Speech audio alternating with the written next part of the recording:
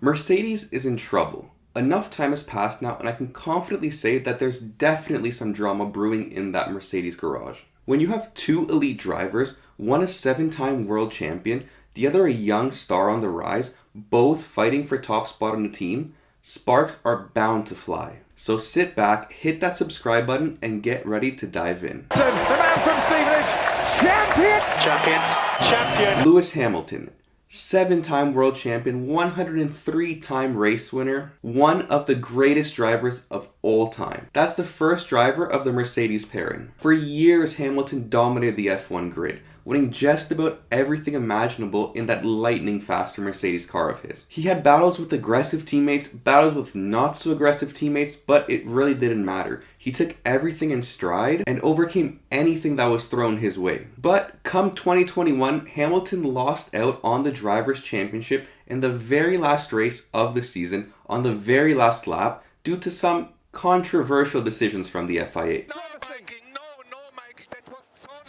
Regardless, being a fighter, Hamilton came back in 2022, ready to strike back, this time with a new teammate alongside. However, due to some new regulations, that Mercedes car was nowhere near as quick as it had been in the past. And something that he wasn't used to actually began happening to Hamilton.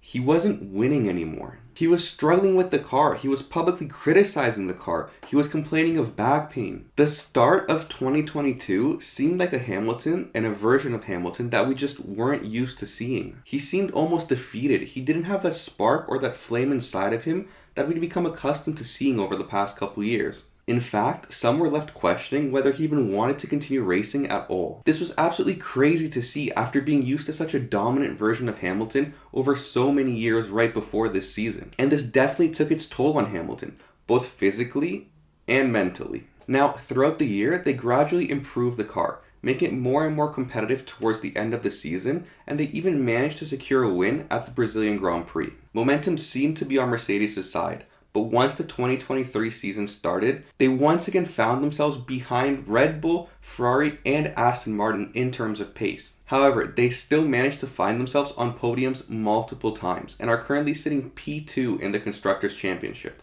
Hamilton has also found his stride. He's currently P3 in the Drivers' Championship and is fighting to try to catch up and overtake Perez, who is in a much more competitive car, currently in P2. For next year, Mercedes has declared that they've reworked the car, having taken Hamilton's input and changing some of the key features of the car, hopefully making them even more competitive. On top of that, Lewis Hamilton just signed a 2-year contract extension with Mercedes, worth over $100 million. Things are looking up for Hamilton at Mercedes, but there's a catch. Sideline at turn 7, and he goes past his teammate, George Russell. George Russell was a driver for Williams Racing from 2019 up until 2021. This was a period when Williams Racing was really struggling, and there was a lot of media attention on Russell trying to secure the first point for Williams in I don't even know how many years, which he eventually ended up doing.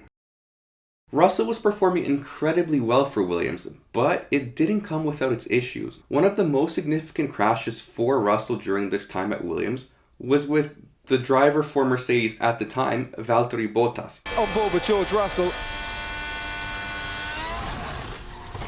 What the f was he doing? Honestly. Russell came out and later apologized for the incident, which the stewards deemed as a racing incident, but this was an incident that came due to the fact that Russell was pushing so hard in hopes of attaining that 1 point for Williams.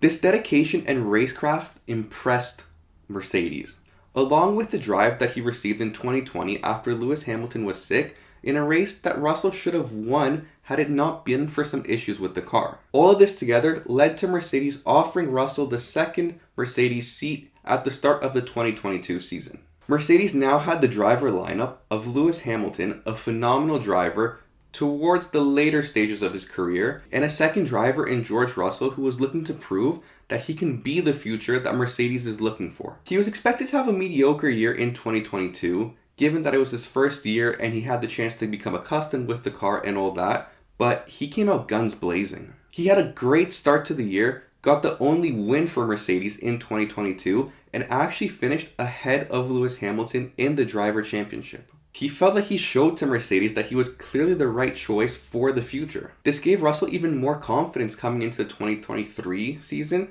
having proven himself in the 2022 season. The problem now is both drivers probably believe that they're the lead driver in the team.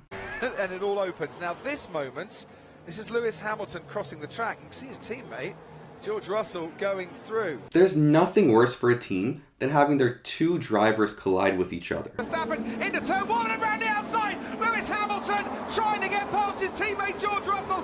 And frankly, there isn't really an excuse for it either. This comes with either a lack of strategy, lack of compliance with said strategy, or a driver ego that gets too big and they become selfish. And of course, each driver is going to have their own version of the story. At the Qatar Grand Prix, at the very first turn of the very first lap, George Russell and Lewis Hamilton collided, ending Lewis Hamilton's race completely and compromising George Russell's race as well. They both quickly jumped on the radio to claim that the other is at fault, but Lewis Hamilton later came out and said that he accepted responsibility for the incident 100%. Mercedes later came out on social media posting a video of the two of them hugging it out, showing that all is once again good in that Mercedes pit.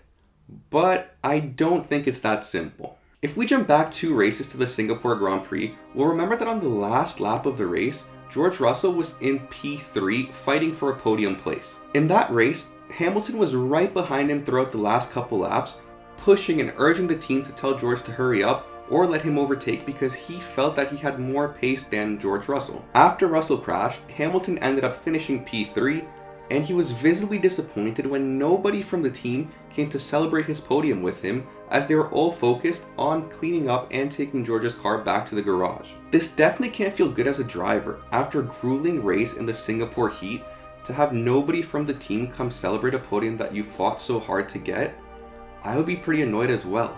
Next race at Japan, Hamilton and Russell traded positions after the safety car restart, with the 7-time world champion moving slightly to the right on the fast run into turn 1. On lap 16, Hamilton ran wide on turn 2, which allowed Russell to get a run on him going into turn 13. However, Hamilton then edged Russell out wide, which led Russell to question, are we fighting the others or each other? Again, another sign of frustration from Russell, who felt attacked by his own teammate. Late in the race, with Russell ahead of Lewis Hamilton and Sainz quickly catching on fresher tires, the team ordered for team orders to take place, allowing Lewis Hamilton, who was on fresher tires than Russell, to overtake Russell. Russell tried to argue that the smartest play would be to let him in front with DRS and have Hamilton fight off Sainz and then swap positions at the end, but the team didn't like this idea and quickly refused it, forcing George Russell to allow Lewis Hamilton by. Now, of course, Russell had no way of defending against Carlos Sainz and was quickly overtaken by him as well. Russell felt that they essentially sacrificed him to allow Hamilton to move forward, instead of thinking of the greater good of the team. This all led up to Qatar, when, as I mentioned, they did collide.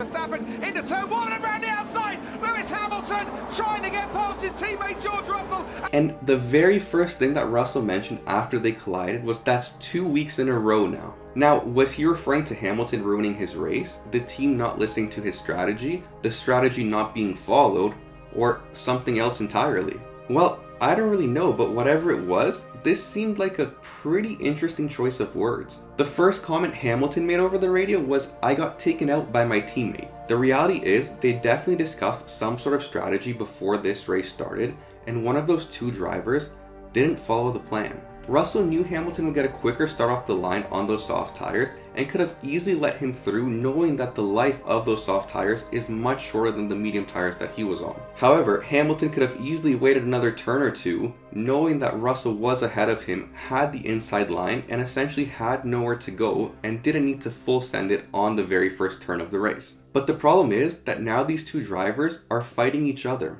They may say over and over that everything's for the good of the team, it's all about the team game, getting points for the team, but that can't be the case. Both are fighting to be on top. Both are fighting to prove that they are the lead driver and the best driver on that team. If Mercedes don't quickly put a stop to this, it's only going to continue and will probably continue to get worse. We saw the same thing happen back in 2016 when Hamilton and Rosberg were battling for the championship. They also ended up colliding with each other in Barcelona. Clear guidelines and rules need to be set for these drivers, because otherwise we're going to be looking at a repeat situation of that 2016 season. Drivers are programmed to fight and go for a win. It's in their driving DNA. As long as there's any glimpse of a gap, they're most likely going to go for it. It's up for the team to step in and set rules.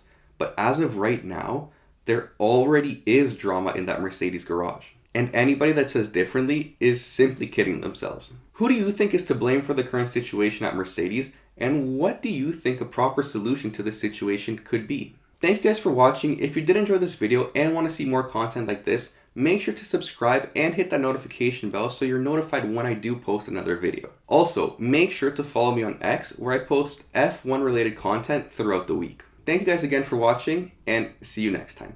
Bye.